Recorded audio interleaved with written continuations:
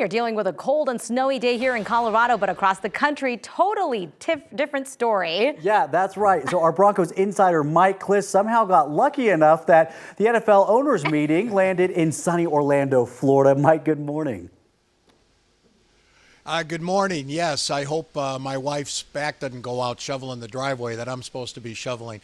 But yeah, here in sunny Orlando, Sean Payton, the Broncos head coach, just spoke with the media, addressed a myriad of topics, and of course there are a lot of them for the Broncos, a lot of concerns.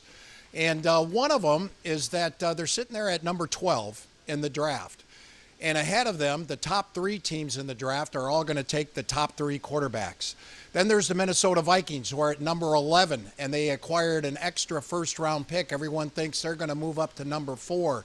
The Broncos don't seem to have ammunition to trade up, but then again, Sean Payton said don't count them out because moving up from number 12, well, here's what he had to say. I think it's realistic. What's hard to predict, though, is like what's on the receiving end. You know, I think it's good to be Monty today at Arizona, right? So it's hard to predict what that cost is, and yet I certainly wouldn't say it's unrealistic, and we'll pay close attention to it.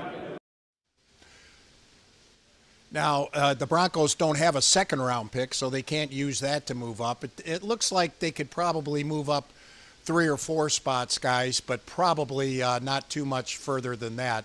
But they do need a quarterback. Jarrett Stidham is basically the only one they have right now. They have not signed a quarterback in free agency. You have basically 25 quarterbacks have come off the market, and the Broncos don't have any of them. So we'll see what they do, but it looks like it's Jarrett Stidham and that first-round draft pick are going to be the top 2 quarterbacks for the Broncos.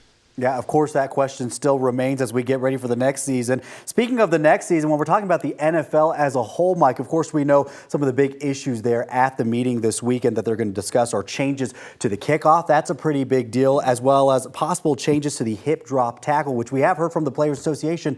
They're opposed to this. Can you weigh in on that at all, what you're hearing?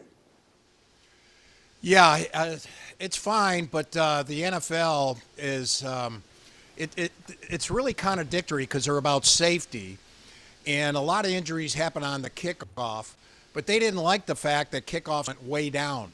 So they're going to use the XFL rule, which is kind of gimmicky in that you're going to have the 10 guys covering the kickoff. They're going to be lined up about 10 yards ahead of where Will Lutz is going to be kicking off. And they're going to have a drop zone between the goal line and the 20.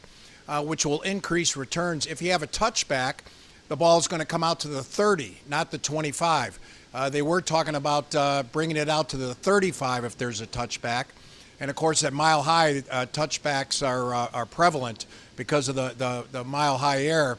So they want to eliminate the touchback, you know, booting the ball out of the end zone. They want to kind of pop it up between the goal line and the 20 and have returns there, which Sean Payton is in favor of, in large part because he has a good returner in Marvin Mims. So I think if it doesn't get passed here, I think it'll get passed in May.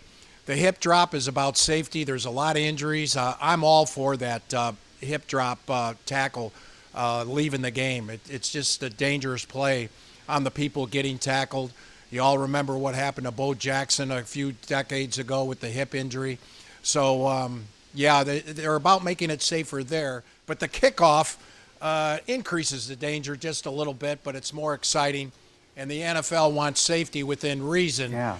It does not want to eliminate the exciting plays. Right. Yeah, of course. Okay, that was actually a really good breakdown right there because as Mike's been saying, this was contradictory a little bit. So, Mike, we appreciate that explanation. Thank you very much.